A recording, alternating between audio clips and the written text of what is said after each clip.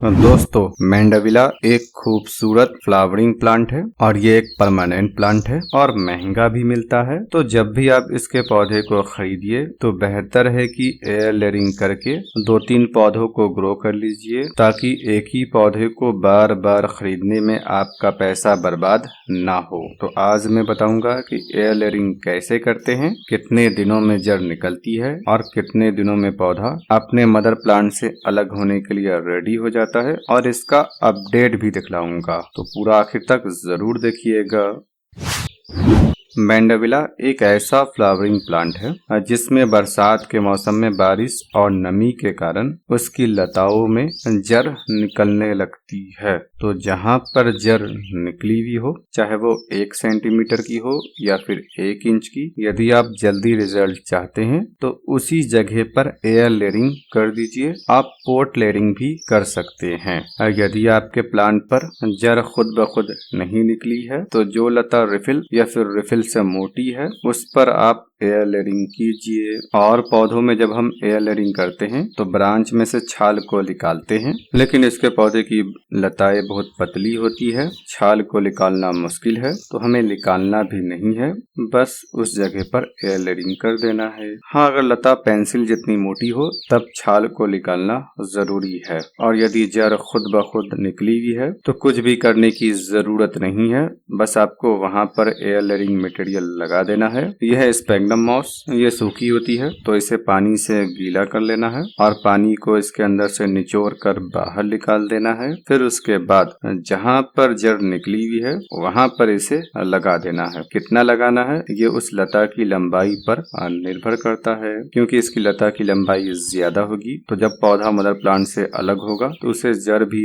ज्यादा चाहिए होगा, तो हमें एयर लेयरिंग मटेरियल भी अधिक लगाना है। यदि इसकी लता की लंबाई 1-1.5 फीट है तो सिर्फ 1 मुट्ठी स्पैग्नम मॉस लेना है। यदि आपके पास ये नहीं है तो सिर्फ चिकनी मिट्टी को भी ले सकते हैं, लेकिन स्पैग्नम मॉस में जड़ जल्दी ग्रो करती है और अधिक संख्या में नमी के कारण जड़ भी निकलती है। इसे लगा देने के बाद ऊपर नीचे बांध देना है और बीच में से भी बांध देना है। ट्रांसपेरेंट प्लास्टिक शीट से लपेटने का फायदा यह होता है कि जब जड़ निकलेगी तो वो हमें दिखाई देगी। आज 16 अगस्त है। एयर लेयरिंग करने के बाद जहाँ पर आपने एयर लेयरिंग किया है उस हिस्से को सूरज की तेज किरणों से बचा कर रखना है। बाकी ये प्लांट तो कम लाइट में ग्रो करता है। बाकी नॉर्मल आप पौधे में जो भी खाद पानी दे रहे थे, जिस तरीके से दे रहे थे उस तरीके से देते रहना है।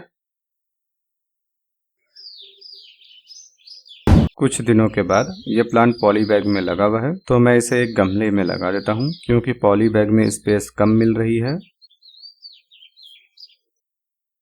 यह 14 सितंबर का अपडेट। 1 महीना हो चुका है, जड़ भी इसमें निकल चुकी है। तो जब इसे मदर प्लांट से अलग करना है तो आपको देख लेना है कि भरपूर जड़ निकली है या फिर नहीं। आमतौर से 30 से 45 दिनों में भरपूर जड़ निकल आती है। मेरे पौधे में 1 महीने में भरपूर जड़ निकल आई है, तो मैंने इसे मदर प्लांट से अलग कर दिया है। अब आपको ख्याल रखना है, जब आप इसके ऊपर से प्लास्टिक शीट को हटाएं तो इसके रूट बॉल को टूटने नहीं देना है। यदि रूट बॉल टूट गई तो जो भी जड़ निकली हुई है वो सारी टूट जाएगी। अभी जड़ बिल्कुल नाजुक है क्योंकि जड़ को निकले समय बहुत कम हुआ है, तो बिल्कुल आराम से प्लास्टिक शीट को हटाना है।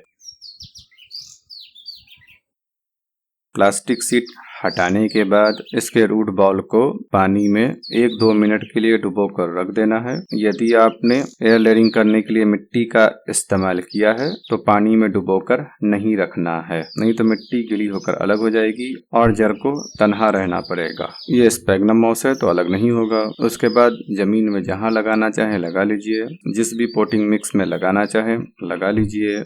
मैं इसे एक बिल्कुल अलग टाइप के पोटिंग मिक्स में ट्राई कर रहा हूँ। मैं देखना चाहता हूँ कि इसमें इसकी ग्रोथ कैसी रहती है और 1.5-2 साल देखूंगा, उसके बाद ही मैं आपको इसके इस पोटिंग मिक्स की जानकारी दूंगा। फिलहाल मैं नहीं बताऊंगा कि किसे मैंने कितने अनुपात में लिया है। मैं पौधों को अलग अलग पोटिंग मिक्स में लगाकर देखता रहता हूं कि किसका किस में रिजल्ट कैसा मिलता है, और जब किसी भी पौधे को किसी नए पोटिंग मिक्स में ग्रो करता हूं तो 1.5-2 साल तक देखता हूं। जब मुझे उसका अच्छा रिजल्ट मिलता है तभी मैं आपको वीडियो के माध्यम से बताता हूं। इस चैनल पर आपको हर एक वीडियो अपडेट के साथ मिलेगी, तो इसे सब्सक्राइब कर दीजिएगा और बेल आइकन को दबा दीजिएगा ताकि नोटिफिकेशन आपको मिलती रहे। वीडियो पसंद आई है तो लाइक कीजिए और कमेंट करके बताइए आपको ये इन्फॉर्मेशन कैसी लगी।